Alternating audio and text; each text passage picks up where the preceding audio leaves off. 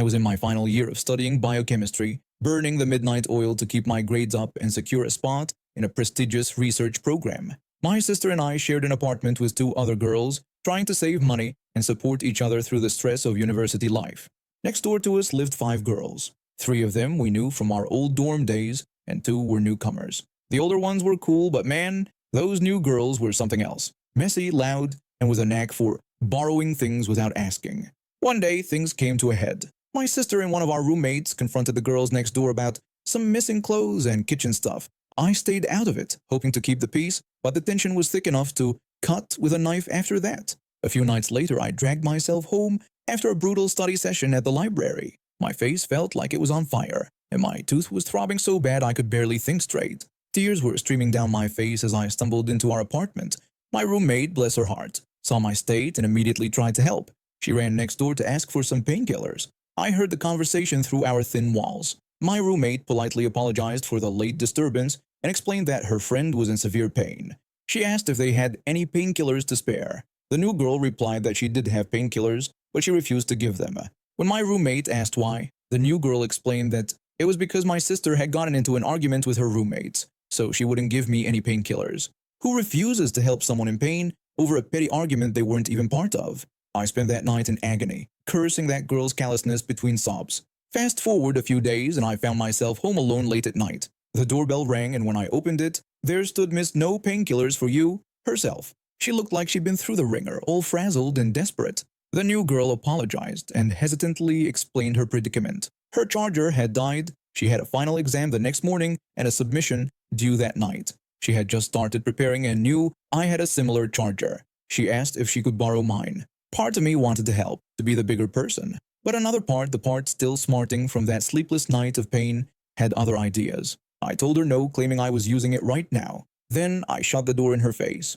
The next morning I woke up feeling a little guilty. I decided to head over to their apartment and offer my charger, figuring she probably had a rough night. When I knocked, one of the other girls answered. She looked exhausted. I asked if her roommate was around, explaining that I wanted to lend her my charger for her exam. The other girl told me that I had just missed her, as she had left for her exam about 10 minutes ago. I then inquired if she had managed to finish her work the previous night. The other girl replied that she had barely finished, having to write her paper by hand all night because her laptop had died. She described it as a mess. I felt a twinge of satisfaction mixed with a hint of remorse. When I turned to leave, the girl called out to me. She asked me to wait and then mentioned that she had heard about the painkiller incident from the other night. She acknowledged that it wasn't cool of her roommate and told me that they had talked about it. She added that her roommate felt really bad and was planning to apologize after her exam. I nodded, not sure how to respond. Later that day, I left my charger and a note at their door. For future emergencies, good luck on your exam. It wasn't a full olive branch, but it was a start. From that day on, things between our apartments slowly improved. We never became best friends, but we learned to coexist. Breaking the cycle of pettiness is not always easy, but it sure makes for a more peaceful living situation. A few months ago, when I moved into a new neighborhood, I was working in IT security, so I'm big on privacy and safety. And that's why I installed a top-notch security system in my new place. Cameras, alarms, the works. Everything was going fine until I met my neighbor. Let's just call her Karen. At first, she seemed nice enough, always waving and smiling, but then things started getting weird. She'd show up at my door at odd hours asking for sugar or to borrow tools. I tried to be polite, but I could tell something was off. One day, I was working on my motorcycle in the driveway when Karen came over. She greeted me cheerfully and asked what I was doing. I explained I was just doing some maintenance on my bike. Karen then enthusiastically mentioned she'd always wanted to learn how to ride and asked if I could teach her sometime. I didn't really want to, but I tried to be nice about it. I gently suggested that riding wasn't something you could learn in a day and recommended she look into some classes instead. Karen didn't take the hint and insisted I could teach her right then and there, calling me a party pooper for refusing. She actually tried to climb onto my bike. I had to physically stop her. I told her that it wasn't safe and asked her not to touch my motorcycle. Karen responded by accusing me of being selfish, saying that neighbors were supposed to help each other out. Things escalated from there. She started spreading rumors about me in the neighborhood, saying I was unfriendly and antisocial. Then she began complaining about the noise from my motorcycle, even though I always followed noise ordinances. The situation came to a head when I caught her trying to slash my bike's tires. I confronted her, and she went ballistic. She started screaming and swinging a knife around. My friend CJ, who was visiting at the time, tried to calm her down and got his arm slashed in the process. I called the police and Karen was arrested. That's when I learned she had a history of this kind of behavior. She'd been harassing other neighbors too, but everyone was too scared to speak up. While all this was going on, I met my girlfriend Yue. She's amazing, smart, kind, and understanding. She knew about the whole Karen situation and was really supportive. I had a motorcycle trip planned with some buddies, a cross-country adventure we'd been planning for months. Yue was cool with it, even though we'd just started dating. She's independent like that. While I was gone, Yue started checking in on Karen's kid. He's 19, but with his mom in jail, she wanted to make sure he was okay. She'd drop off food, keeping her distance to be safe. Then, in the middle of my trip, I got a frantic call from Yue. It was the middle of the night, and Karen's kid was at our door, acting weird and saying he loved Yue. She was scared and didn't know what to do. I turned my bike around and rode nonstop for 29 hours to get home. When I arrived, I found out the police had shown up and tried to force their way into our house. They wanted access to my security system, probably because the footage made them look bad for not helping Karen's kid. When I got home, Yue told me how scared she had been. She explained that the police kept demanding access to the safe with the hard drives, but she didn't know the combination. I reassured her that she had done the right thing and promised we would sort it out. Now we're on our way to meet with the Citizens Investigation Unit to hand over the footage. I've got to find a lawyer to deal with the police overstepping their bounds. Karen has been denied bail and is getting psychiatric help. It's probably for the best. Her kid is staying with relatives now, getting the support he needs. Yue and I are taking some time off to decompress from all this craziness. We're heading up north for a little vacation. After everything that's happened, we need some time to ourselves. You see, some people collect stamps or vintage cars, but for me, it's all about mastering different fighting styles. You could say I'm obsessed, and you wouldn't be wrong. One evening, my buddy and I decided to grab some beer and snacks from the local superstore. I was wearing my usual workout gear, a blue muscle shirt with a long-sleeved underlayer and baggy shorts. We were scanning the beer aisle when I spotted our favorite brand hidden behind a pallet jack, loaded with boxes. Wanting to get to our beer, I started pushing the pallet jack out of the way. That's when I heard it, the sound of angry footsteps coming down the aisle. I turned to see a woman in a flowing pantsuit, complete with a white belt and chunky high heels. She was wearing pearls, which, in my experience, is never a good sign in a place like this. The woman rudely demanded that I, thinking I was a worker, help her find things for her garden party. I told her off, explaining that I wasn't her servant and didn't know what her problem was. She walked right up to me, jabbing her finger into my chest. She scolded me for addressing her as lady and threatened to talk to my manager, saying she might let me keep my job if I performed to her satisfaction. I muttered whatever and tried to turn away, but she wasn't done. She yelled at me for daring to walk away from her. She grabbed my shoulder, her nails digging through my shirt and into my skin. Years of martial arts training kicked in, and before I knew it, I had twisted and thrown her over my shoulder. She landed hard on the floor, her arm hitting the boxes on the pallet jack. She let out a scream that sounded like a mix between a steam whistle and a drunk frat boy. The two managers came running up, demanding to know what happened. My friend stepped in to explain.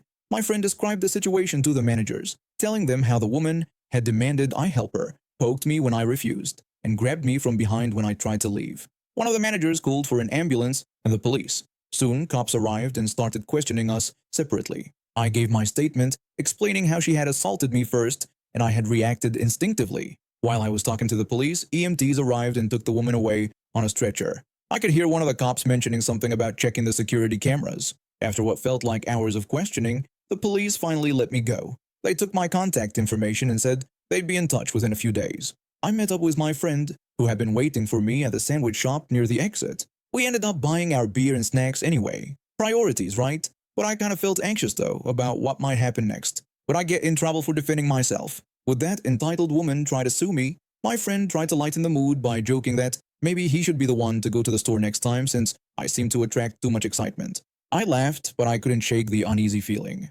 Who knew a simple trip to buy beer could turn into such a mess? All because someone couldn't be bothered to treat others with basic respect. The next few days were tense as I waited for the police to contact me. I kept replaying the incident in my mind, wondering if I could have handled it differently. But every time I came to the same conclusion. I had reacted to protect myself from someone who was assaulting me. Finally, I got the call. The officer on the phone told me that they had reviewed the security footage and interviewed witnesses. To my relief, they confirmed that I had acted in self-defense and wouldn't be facing any charges. Even better, they told me that the woman, let's call her Karen, was being charged with assault and disorderly conduct. Apparently, this wasn't her first run-in with the law for similar behavior. My friend called shortly after I got the news. He told me he had heard from the cops and that I was off the hook.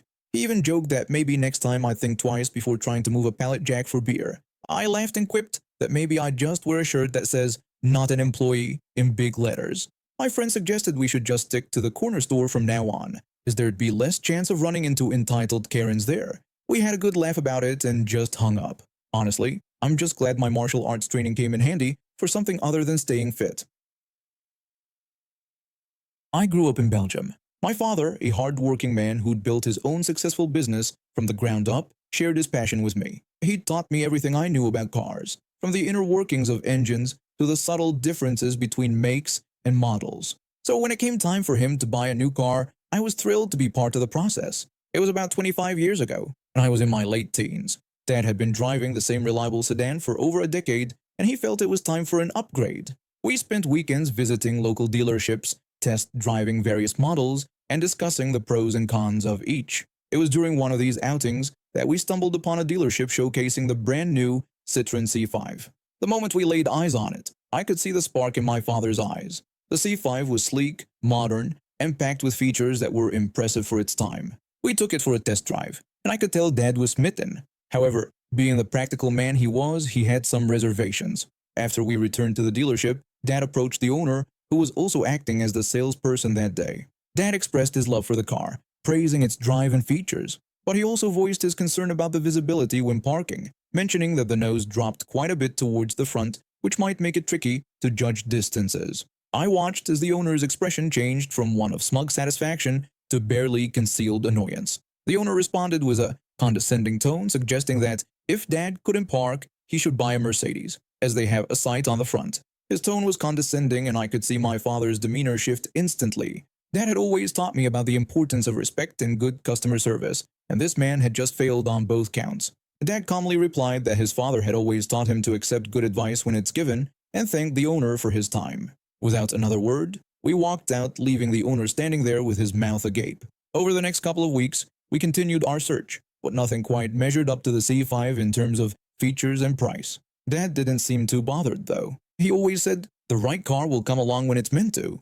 And, as fate would have it, he was right. About 2 weeks after the Citroën incident, we ran into an old friend of his at a local cafe. As they caught up, the conversation turned to cars. The friend mentioned that he had bought a Mercedes C-Class a few months back, but it wasn't quite what he expected, being a bit too big for his needs. I saw my father's eyes light up, and I knew he was thinking the same thing I was. Dad asked if his friend would consider selling the car. What followed was a conversation that seemed almost too good to be true. His friend was eager to sell, and the price he offered was well below market value. It was as if the stars had aligned perfectly. Within a week, the paperwork was completed, and the Mercedes was ours. As we drove home in our new car, Dad turned to me with a grin and suggested we pay our friend at the Citroën dealership a visit.